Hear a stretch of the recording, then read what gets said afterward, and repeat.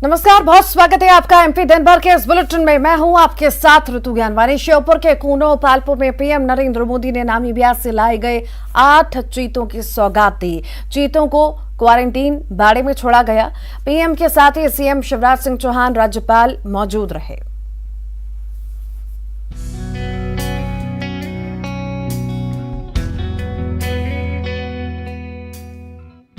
आज का दिन ऐतिहासिक है।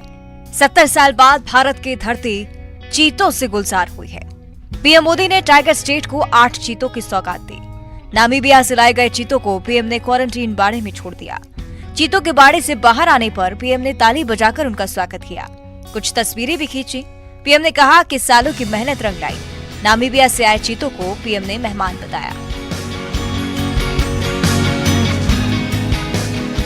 मानवता के सामने ऐसे अवसर बहुत कम आते हैं जब समय का चक्र हमें अतीत को सुधार कर नए भविष्य के निर्माण का मौका देता है।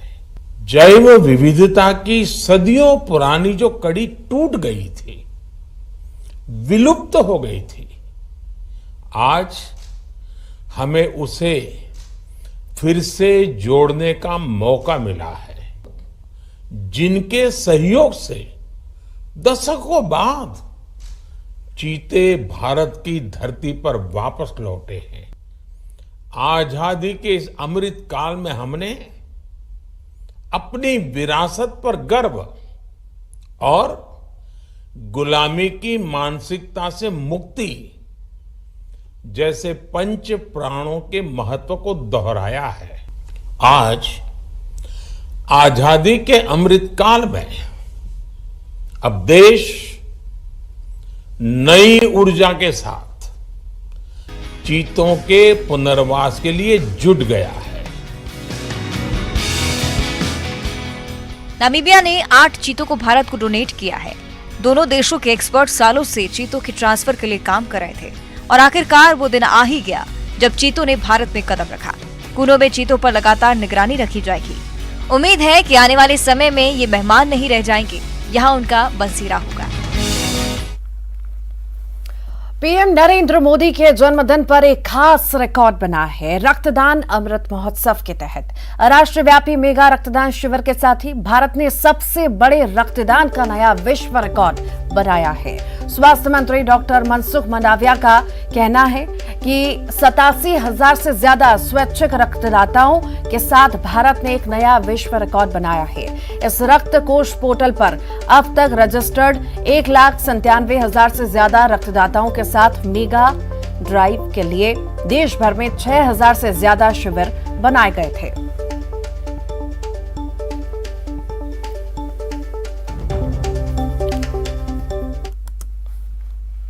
श्योपुर के कूनो में चीते आ गए हैं, जिसके बाद श्योपुर के साथ साथ शिवपुरी जिले को भी इससे फायदा होगा। सुरक्षा सहित कई मुद्दों पर शिवपुरी के कलेक्टर और एसपी से खास बातचीत की न्यूज 18 के एडिटर सुधीर दीक्षित ने। देखिए, 70 साल के सूखे के बाद मध्य प्रदेश में चीतों ने दस्तक दी है। मध्य प्रदेश की जमीन पर चीते आ चुके हैं। किस तरह के प्लान आगे के लिए रहेंगे, इस पर बात करने के लिए हमारे साथ मौजूद है शिवपुरी जिले के कलेक्टर और एसपी सर। सर, देखिए, ये जो महत्वपूर्ण आयोजन हुआ है उसको आप इतनी बारीकी से देख रहे हैं, उसमें आपने एहसास किया होगा कि इसको श्योपुर के साथ शिवपुरी ने भी बहुत हद तक मिल करके किया है। जो कूनो का एक गेट है जिसको हम अहिरा गेट कहते हैं, वो शिवपुरी की तरफ खुलता है, पोहरी की तरफ खुलता है। माधव नेशनल पार्क की जो प्रगति हो रही है शासन के प्रयासों से, वो कूनो से मिल जाएगा। अगर ये अहेरा गेट वाला जो हिस्सा है उसके थ्रू कोई कूनो जाता है तो एक किस्म से कूनो और माधव नेशनल पार्क ये दोनों एक दूसरे से मिल के एक दूसरे को सपोर्ट करेंगे तो बहुत तेजी से ग्रोथ होगी। नया टाइम आ रहा है इसमें। जो पहले डकैती का कभी क्षेत्र प्रभावित रहा है, अब यहाँ पे जो एम्प्लॉयमेंट की अपॉर्चुनिटी है वो भी टूरिज्म से बहुत बढ़ने वाली है। और इसमें जो बात आप कह रहे हैं कि पूर्व डकैत भी हैं, ऐसे सामान्य पब्लिक भी बहुत खुश है क्योंकि ये लग रहा है कि बड़ा एम्प्लॉयमेंट मिलेगा, क्योंकि इंडस्ट्रीज इतने है नहीं। और हम जो देखते हैं कि हमको अब पर्यटन चौकी भी बनानी पड़ेगी माधव नेशनल पार्क में, और जो आगे आने वाला समय है उसमें टूरिस्ट काफी आएगा। इनफैक्ट अब ये बहुत सुरक्षित भी हो गया है। ये थे शिवपुरी के एसपी और कलेक्टर जो बता रहे थे कि कूनो में चीतों की बसाहट के बाद ये जो दो जुड़वा शहर है शिवपुरी और श्योपुर, इनकी दशा दिशा किस तरीके से बदलेगी, लोगों का जीवन स्तर किस तरीके से बदलेगा। जैसा कि कलेक्टर साहब ने भी बताया कि जो गेट है कूनो का और शिवपुरी के उद्यान का, ये गेट अगर खोल दिए जाएंगे तो जिस तरह दीवारें हटा देने से दिल मिल जाते हैं, उसी तरीके से ये दोनों जुड़वा शहर भी एक हो जाएंगे, जिसका फायदा इस इलाके की जनता को भी मिलेगा और पर्यटन की दिशा में प्रदेश को भी मिलेगा, और प्रदेश आर्थिक व्यवस्था के रूप में चीतों की रफ्तार से फिर दौड़ने लगेगा। कैमरा पर्सन खिलान सिंह के साथ सुधीर दीक्षित, न्यूज 18 कूनो। ग्वालियर से लौट रहे प्रदेश के गृह मंत्री नरोत्तम मिश्रा ने पीएम के दौरे और उनके कार्यक्रम की तारीफ की। नरोत्तम ने कहा कि एक वैश्विक नेता प्रधानमंत्री ने इन लोगों के बीच में आकर अपना जन्मदिन मनाया और चीतों की सौगात ग्वालियर चंबल अंचल को दी। उन्होंने कमलनाथ के बयान पर पलटवार किया, कहा कि कमलनाथ सिर्फ कमियां निकालते हैं। एक सवाल के जवाब में गृह मंत्री ने कहा कि हम सेवा की राजनीति करते हैं।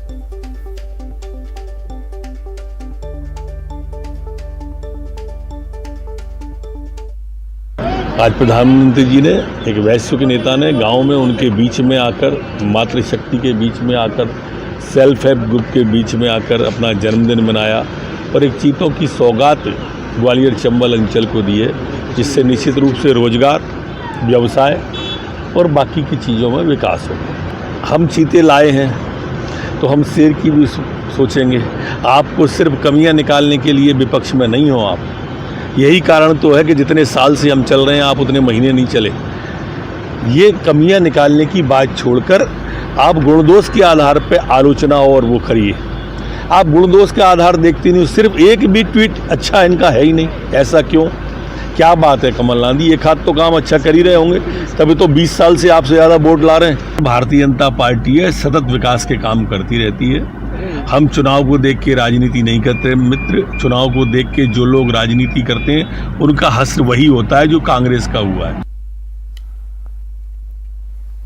और अब आगे बात करेंगे सागर की, जहां पर कांग्रेस नेता का हाई वोल्टेज ड्रामा देखने को मिला। दरअसल गढ़ाकोटा के ग्राम मड़िया खुर्द में अवैध ईंट भट्टे की जांच के लिए टीम पहुंची थी। जांच के दौरान कांग्रेस नेता कमलेश साहू अपने समर्थकों के साथ मौके पर पहुंचे और हंगामा करने लगे। जब जांच टीम ने उनसे जमीन के दस्तावेज दिखाने को कहा तो इसके जवाब में कांग्रेस नेता ने पहले नोटिस दिखाने की मांग की, फिर उसने अपने शरीर पर केरोसिन डालकर आग लगाने की कोशिश की। पुलिस ने किसी तरह मामले को शांत कराया।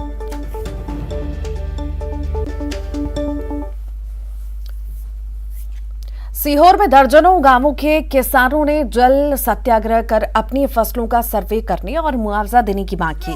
दरअसल लगभग एक दशक के बाद रिकॉर्ड तोड़ बारिश ने जिले की फसलों को बर्बाद कर दिया। पीड़ित किसानों ने सीहोर भोपाल मार्ग पर पिपलिया मीरा के पास कुलांस नदी में खड़े होकर नारेबाजी की और फसलों का सर्वे कर मुआवजे की मांग की। बीमा की राशि दिलवाई जाए और जल सत्याग्रह करते रहेंगे जब तक हमारा। कुलास खुर्द से मैं मनोज वर्मा सरपंच बोल रहा हूँ।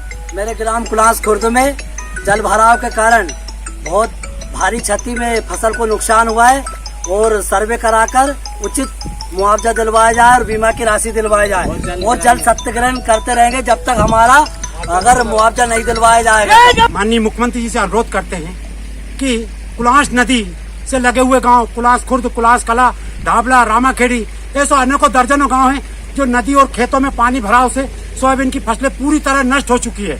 इस बात को लेकर के ये गांव कुलास खुर्द के किसानों ने जल सत्याग्रह चालू कर दिया है। हम माननीय मुख्यमंत्री से और जिला प्रशासन से मांग करते हैं कि पिछले 2 सालों से चली आ रही खाद का संकट दतिया में और ज्यादा गहरा गया है। सोसाइटी में खाद नहीं है, जिस कारण किसानों को महंगे दामों पर खरीदारी करनी पड़ रही है। किसान बताते हैं कि इस बार यूरिया और डीएपी दोनों की भारी किल्लत है, जबकि जिला प्रशासन के नुमाइंदे कह रहे हैं कि जिले में ऐसी कोई समस्या है ही नहीं। जल्दी खाद की एक रेक आने वाली है, जिससे थोड़ी बहुत परेशानी जो है वो दूर हो जाएगी।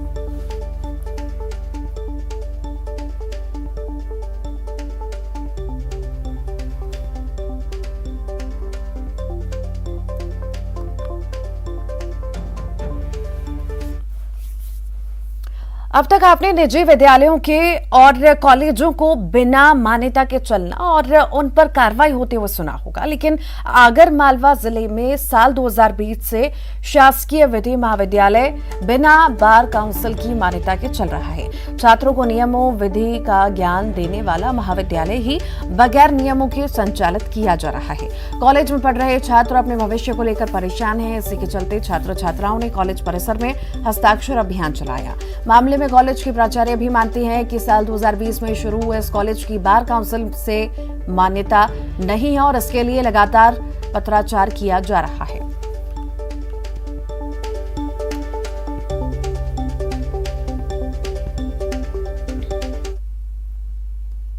जबलपुर के एक निजी अस्पताल में आग लगने से 10 से ज्यादा लोगों की मौत के बाद मंदसौर जिला प्रशासन की नींद खुली और जिले में चल रहे सभी 28 निजी नर्सिंग होम की जांच करवाई गई, जिसमें सभी अयोग्य पाए गए।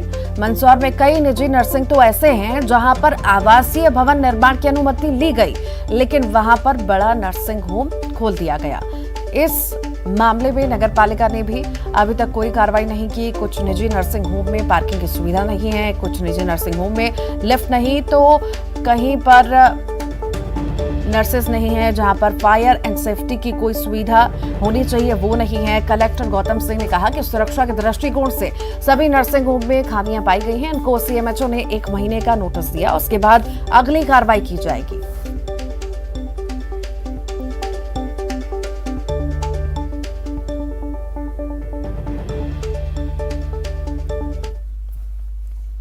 देवास की बात करेंगे। पुलिस ने 2 लोगों को गिरफ्तार किया, जिनके पास से 12 इंच की 24 छुरियां बरामद हुई। दरअसल शहर में लगातार चाकूबाजी की घटनाओं के बाद पुलिस ने ये एक्शन लेते हुए 2 को पकड़ा, जो शुक्रवारिया हाट में छुरी का ठेला लगाकर खुलेआम बेच रहे थे। पुलिस ने मुखबिर की सूचना पर पहले एक आरोपी अजय को पकड़ा, जिससे 13 छुरी बरामद हुई। फिर उसकी निशानदेही पर दूसरे आरोपी भोजराज को पकड़ा गया और 11 छुरी और बरामद हुई।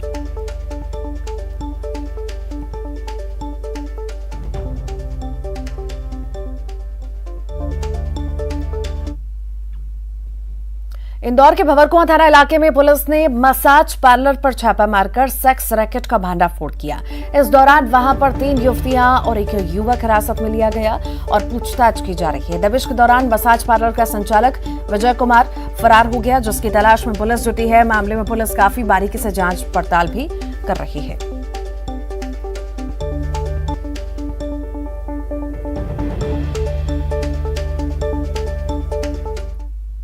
की घटना है। टावर चौराहे स्थित साहिल अपार्टमेंट है, इसके ऊपर एक की एंड का नाम से एक स्पा संचालित हो रहा था और इस पुलिस को जो है एक लेखी आवेदन प्राप्त हुआ था, जिसमें अनैतिक गतिविधियों के संबंध में जो है ना इस स्पा में संचालित होने की सूचना पुलिस को मिली थी, जिस पर पुलिस के द्वारा जो है ना वहाँ पर रेड की गई और जो है ना वो 3 एक महिला व 2 पुरुष जिसमें संचालक भी है, उसके खिलाफ व कुछ अन्य लोग जो वहाँ से मौके से पुलिस की टीम को देखकर फरार हो गए थे, उनके अगेंस्ट जो है वो अपराध पंजीबद्ध किया गया है। और खबर मंदसौर से है। दलोदा के नई फतेहगढ़ में बनी विनस एलॉयज स्टील फैक्ट्री जहर उगल रही है। जी हां, फैक्ट्री से निकलने वाली जहरीली धुआं और पानी से लोगों को बहुत ज्यादा परेशानी हो रही है। लोगों का जीना दूभर हो चुका है। ग्रामीणों ने तंग आकर इसकी शिकायत सीएमओ हेल्पलाइन पर की, तब जाकर प्रदूषण नियंत्रण बोर्ड के अधिकारी गांव पहुंचे। गांव के हैंडपंप से पानी का सैंपल इकट्ठा कर जांच के लिए भेजा।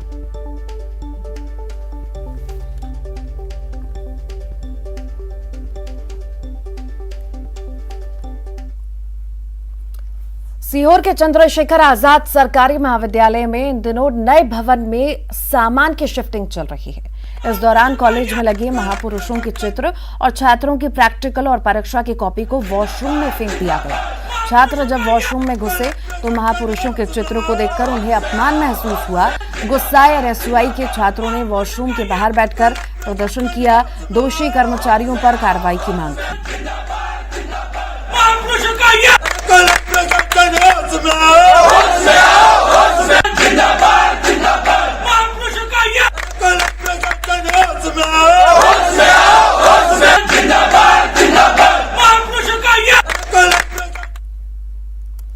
देवास जिले के कांटाफोड़ थाना क्षेत्र के नीमलाई में आदिवासी समाज के दो पक्षों में मारपीट हुई। मारपीट का ये वीडियो सामने आया है। वीडियो में कुछ लोग महिलाओं पुरुषों को मारते नजर आ सकते हैं। इस मारपीट में महिलाएं भी घायल हुई। बताया जा रहा है कि वन भूमि पर कब्जे को लेकर ये मारपीट हुई। फिलहाल कांटाफोड़ पुलिस ने 8 लोगों को गिरफ्तार किया है। इनके खिलाफ मामला दर्ज किया है। 6 लोगों को हिरासत में लिया गया है, जबकि 2 लोग फरार बताए जा रहे हैं।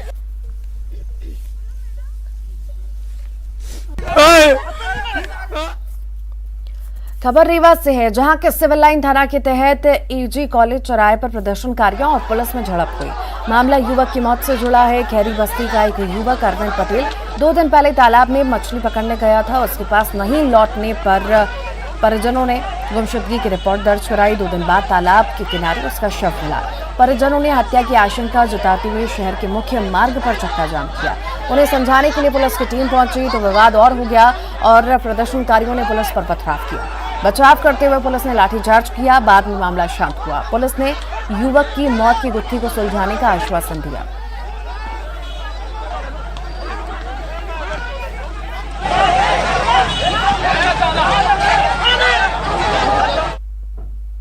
बैतूल में छात्रों के 2 गुट आपस में भिड़ गए। दोनों पक्षों में जमकर हाथापाई हुई। मारपीट की वजह से कई छात्र चोटिल हुए। घटना का वीडियो भी वायरल हो रहा है। बाद में ग्रामीणों ने पुलिस के साथ मिलकर विवाद सुलझाया। छात्रों के एक पक्ष का कहना था कि बाहर से आकर युवक गुंडागर्दी करते हैं। स्कूल प्रबंधन इस पर ध्यान नहीं दे रहा। भीमपुर ब्लॉक के हायर सेकेंडरी स्कूल की यह घटना आपको बता रहे हैं।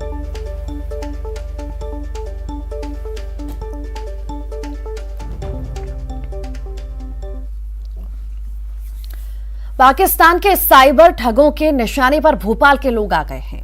इस इंटरनेशनल कनेक्शन के बाद सुरक्षा एजेंसियों में खलबली मच गई है। एमपी की एजेंसियों ने केंद्रीय जांच एजेंसियों से जानकारी को साझा किया। अब साइबर ठगी के अलावा आतंकी कनेक्शन की भी जांच हो रही है। रिपोर्ट देखिए।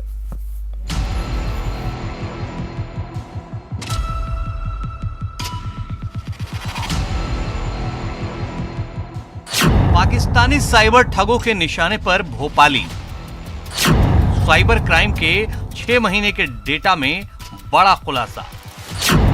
1500 में से 115 मामलों के तार पाकिस्तान से जुड़े। एमपी पुलिस ने केंद्रीय जांच एजेंसियों से शेयर की डिटेल। खुलासे के बाद सुरक्षा एजेंसियों में भी मची खलबली। आतंकी कनेक्शन के भी तलाशे जा रहे सुराग। सुरक्षा एजेंसियों के रडार पर आए साइबर ठग नई चुनौती बन गए हैं। पाकिस्तान के ठग +92 सीरीज से फोन कॉल और मैसेज के जरिए भोपाल के लोगों को टारगेट कर रहे हैं। कई मामलों में +91 के नंबरों का भी इस्तेमाल किया गया है। बांग्लादेश के अलावा दूसरे देशों से भी लगातार इस तरह के मामले सामने आ रहे हैं। बीते 6 महीने में साइबर धोखाधड़ी के करीब 1500 से ज्यादा मामलों की बारीकी से जांच की गई तो इनमें 115 मामले ऐसे थे जिनके तार पाकिस्तान से जुड़े पाए गए।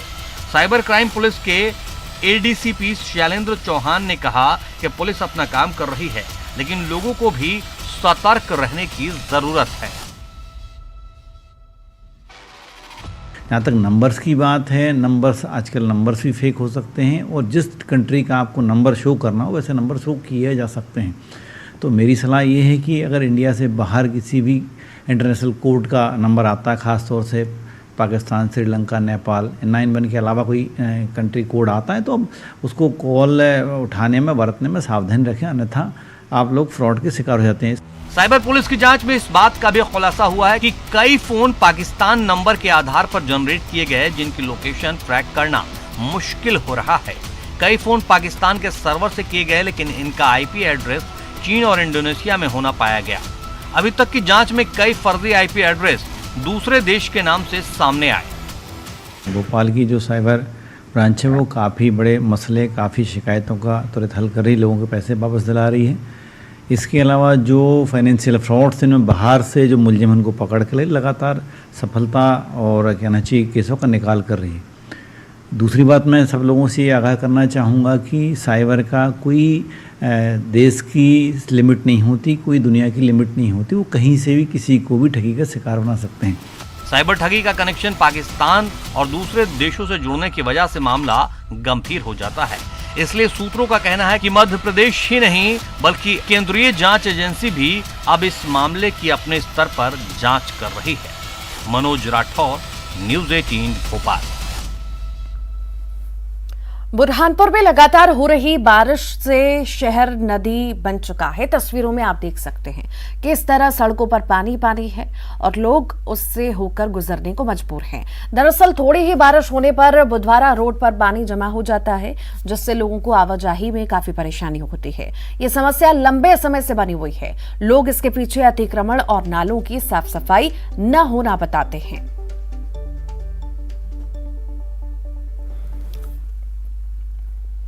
खरगोन जिले के भगवानपुरा और उसके आसपास वनांचल में हुई जोरदार बारिश से नदी नाले उफान पर आ चुके हैं और इस दौरान सरवेल मार्ग पर एक बार फिर से पुलिया पर तेज बहाव के दौरान लापरवाही की तस्वीर दिखी। पुलिया पर पानी होने के बावजूद जान जोखिम में डालकर बाइक सवार सहित राहगीर भी पुल को पार करते दिखे। इस दौरान पुलिया पर पानी होने के बावजूद यात्री बस भी लोगों की जान जोखिम में डालकर तेज रफ्तार से निकल रही है।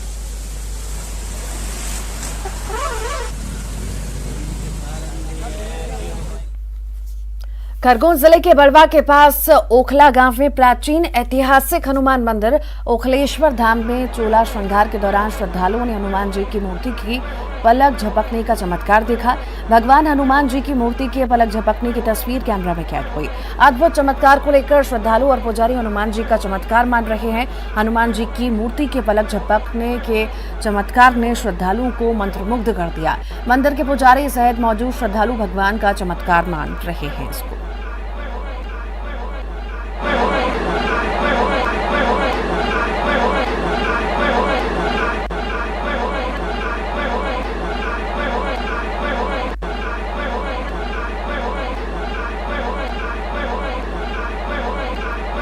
तो भगवान की मूर्ति में चमत्कार दिखा है। श्रद्धालुओं ने ये चमत्कार देखा और ज्यादा उत्साहित हो गए और सभी कह रहे हैं ये भगवान का चमत्कार है। ये तस्वीर आपके सामने है, हनुमान जी की तस्वीर है जिसमें आंख झपकती हुई दिखती है और श्रद्धालु मंत्र मुग्ध हो जाते हैं, इसे चमत्कार मानते हैं और सभी ने अपने कैमरा में कैद किया इस तस्वीर को।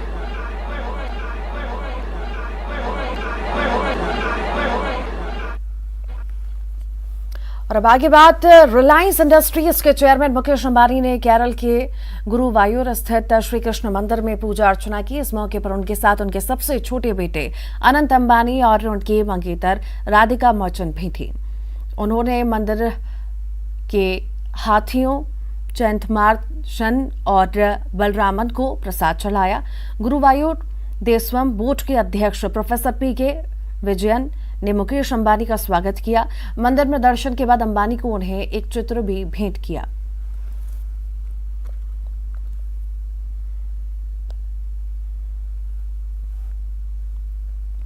उज्जैन के महाकाल मंदिर में श्रद्धालुओं ने दिल खोलकर दान किया है और इस दौरान महाकाल मंदिर को रिकॉर्ड चढ़ावा आया है। मंदिर को एक साल में 81 करोड़ से अधिक का दान आया।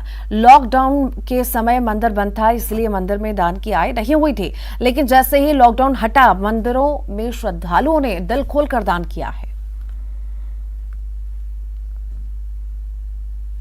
बिल्कुल देश विदेश से बाबा महाकाल के अनन्य भक्त यहाँ वर्तमान में आ रहे हैं, लॉकडाउन के बाद में आए हैं और उनके द्वारा मुक्त हस्त से अत्यधिक मात्रा में दान किया जा रहा है। ये बड़ी खुशी की बात है कि वर्तमान में जो महाकाल मंदिर में दान आ रहा है वो श्रद्धालुओं द्वारा दिल खोलकर दान दिया जा रहा है। और इसी के साथ ही एमपी दिन भर के इस बुलेटिन में इतना ही। खबरों का सिलसिला लगातार जारी है।